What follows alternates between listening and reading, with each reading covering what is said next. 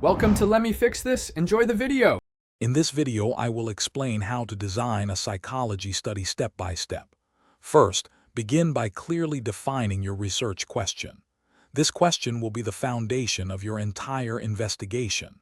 Next, formulate a testable hypothesis, which is a specific prediction about the relationship between your variables.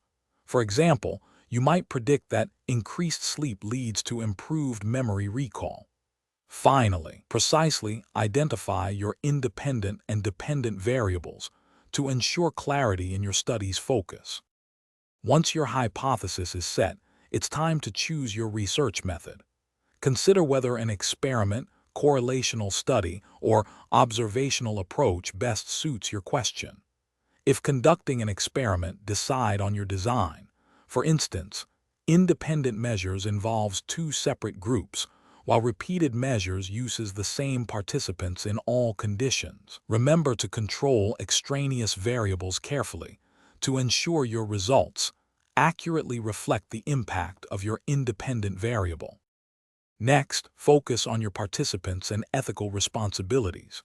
Choose a sampling method that allows for a representative sample, such as random sampling, where every person has an equal chance of selection, or opportunity sampling using readily available individuals. Crucially, obtain informed consent from all participants, clearly explaining the study's purpose and their rights. Always prioritize ethical guidelines, ensuring confidentiality, and the participants' right to withdraw at any point. Finally, it's time for data collection and analysis. Establish clear, standardized procedures for gathering your data to maintain consistency across all participants. Once collected, select the most appropriate statistical tests to analyze your findings. For example, a t-test might compare two group means.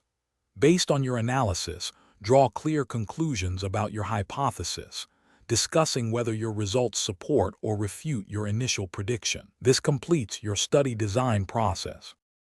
Thanks for watching. If you found this helpful, don't forget to like and subscribe.